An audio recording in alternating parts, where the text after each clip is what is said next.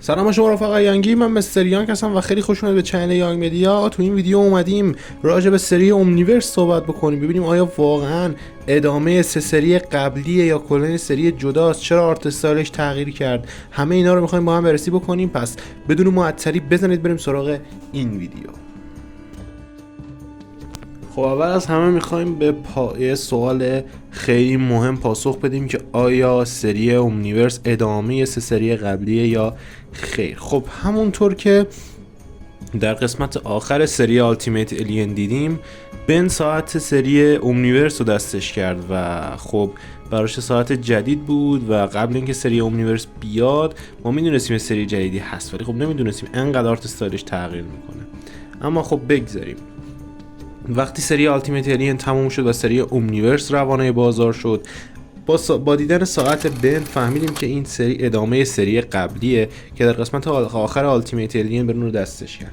همچنین فلش بک هایی در سری اومنیورس هست که نشون میده که این بن همون بن پرایمه و همون اتفاقاتی که بین سه سری قبلی براش افتاده و فقط تنها چیزی که عوض شده تغییر آرت استایل و طرح الینا و شخصیت ها و خود بنه و این همون بن پرایم. هر جا حتی تو گوگل هم اسم بن پرایم رو سرچ بکنید، یعنی بن اصلی، عکس بن اومنیورس هم جزوش میاد. حالا میخوایم بریم ببینیم که چرا این آرت استایل عوض شد. همونطور که میدونید طراح و نویسنده دو سری ایلین فورس و التیمیت الین کسی نبود جز داوین مکدافی که خدا بیامرز فوت شد قبل اینکه سری اومنیورس منتشر بشه و خیلی حیف شد که ما این مرد نازنین رو از دستش دادیم تا سری اومنیورس رو اون طراحی نکنه و برسه به دست دریک جی وایت، طراح و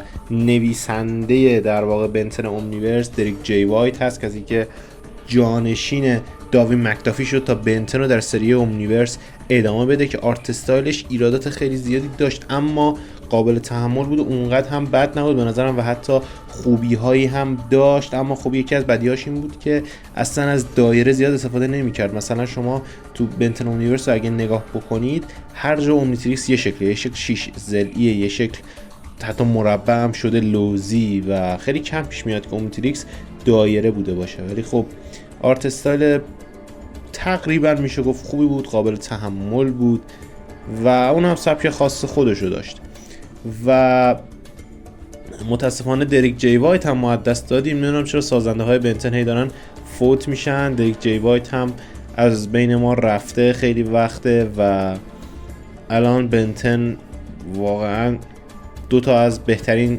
نویسنده ها و طراحاشو از دست داده که خیلی متاسفم و خدا رحمتشون کنه. اما بحث دیگه اینه که سری اومنیورس خیلی سری مهمیه، در واقع 70% بنتن میتونیم بگیم، چون قبل سری اومنیورس ما خیلی چیزا رو نمیدونستیم راجع به بنتن که تو سری اومنیورس اونا رو فهمیدیم و به لطف دریک جی وایت.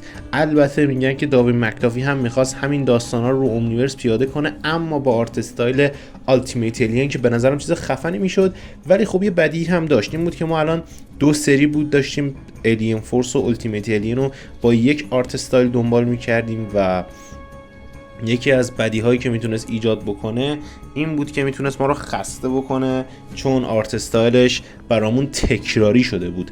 اما انقدر آرت استایل خفنی بود که شاید میتونستیم حتی با یه سری دیگه هم کیف کنیم باش. اما خب آرت استایل اومنیورس اونقدر هم بد نیست. بگذاریم.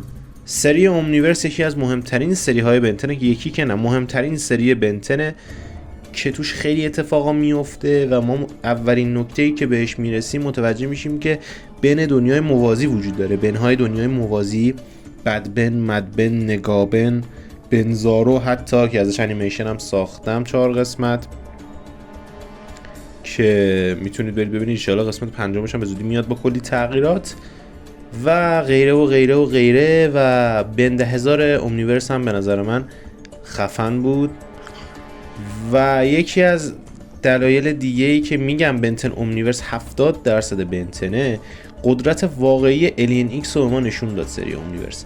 تا قبل سری اومنیورس یه بار تو الین فورس الین ایکس بود که آبو متوقف کرد و برد عقب و کلا ثابت ایستاد و هیچ کار دیگه ای انجام نداد.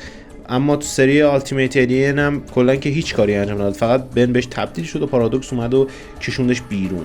ولی تو سری اومنیورس اینطوری نبود. تو سری اومنیورس اولین باری که ما الینکس رو دیدیم، آنای لارک داشت جهان رو نابود میکرد و بن سریعا تبدیل به الین ایکس شد و دنیا رو شبیه سازی و در واقع بازسازی کرد و این یکی از قدرت‌های فوق‌العاده الینکسه که به ما نشون دادن الینکس میتونه جهان رو بازسازی بکنه که خیلی میتونه خفن باشه.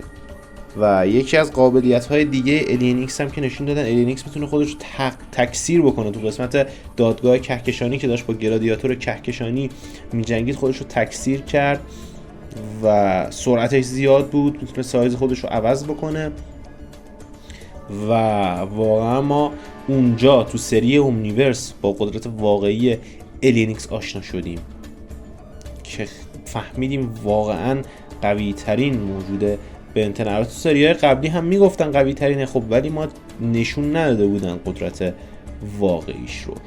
و یه دلیل دیگه هم که سری اومنیورس خیلی مهمه، اگه یادتون باشه تو قسمت اول الین فورس ما دیدیم که بن ساعت دستش نیست و اومنیتریکس رو در برده و دلیلش رو اصلا به ما نگفتن تا قسمت آخر التیمیت الین.